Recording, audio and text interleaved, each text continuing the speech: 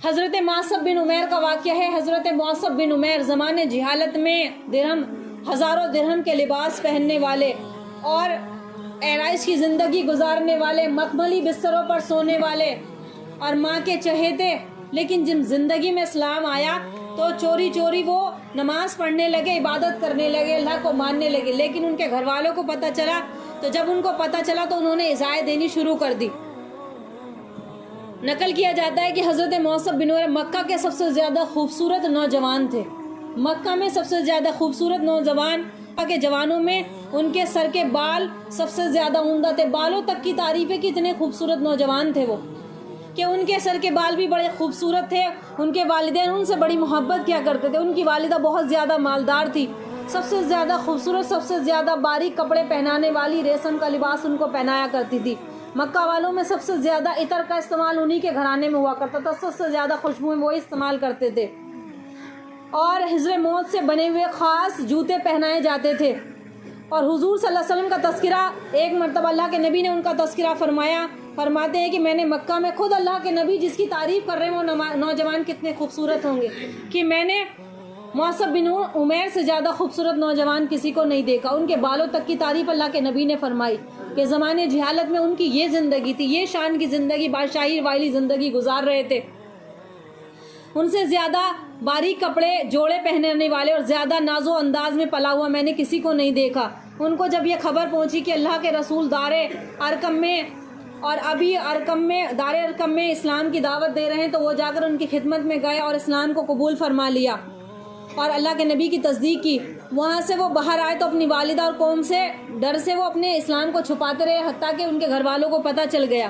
شخص نے تو ان کو بتا دیا کہ یہ تو مسلمان ہو گئے ہیں، تو ان لوگوں نے پکڑ کر قید کر لیا۔ قید کرنے کے بعد چنانچہ مسلسل قید میں رہے، یہاں تک کہ پہلی ہجرت کے موقع پر حبشہ چلے گئے۔ پھر وہاں سے مسلمان واپس ہوئے تو واپس گئے، واپس میں ان کا حال بالکل بدلا ہوا تھا، بڑی سختہ حالت تھی۔ ناز و انداز سے پلے ہوئے دیکھ کر والدہ نے بھی ان کو برا بلا کا ملامت کرنا اور ملامت کیا، حتیٰ کہ ان کی حالت یہ ہو گئی تھی کہ جب اسلام لے کر آئے، گھر چھوڑ دیا، کاروبار چھوٹ ہی گیا، ماں باپ چھوٹ گئے، ماں باپ نے گھر سے نکال دیا۔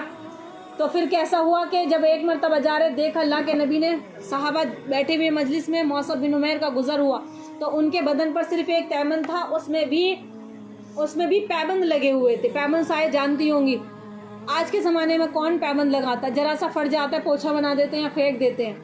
کپڑوں کی اتنی ہمارے پاس، اتنے کپڑے، اتنے بستر، ہر چیز کی فیسلٹی آج کے ٹائم پر۔ تو انہوں نے سلنے کے لیے دھاگا بھی نہیں ملا، تو کانٹوں سے انہوں نے پیبند کو سل رکھا تھا، اور ایک جوڑے کے علاوہ کوئی ان کے پاس نہیں تھا۔ اور جب کھانے پینے کی تنگی ہونے لگی تو ان کا چہرہ بھی مرجھا گیا تھا۔ وہ سختی انہوں نے برداشت کی اور جنگ میں شہید بھی ہو گئے۔ اور دوسرے صحاباؤں کی سختیاں، حضرت عبداللہ بن حذافہ کی سختیاں، صحابہ نے بڑی مار کھائی اللہ کے دین کے لیے۔ اللہ نے ان کو رضی اللہ تعالیٰ عنہ یوں ہی نہیں بنا دیا، اللہ پہلے نا دین کے لیے امتحان لیتا ہے، یوں ہی نہیں دیتا دین۔ آج ہمیں ملا ملایا اس کی قدر نہیں ہے، مسلمانوں کو قدر جانو۔ غیروں کے طریقے گھروں میں لاتے ہیں، یہود و نصارہ کے طریقے جو دین کو مٹانے والے ہیں، ان کے طریقے گھر میں لے کر آج اگر نبی ہوتے تو شاید ہم سب سے ہی منہ پھیر لیتے۔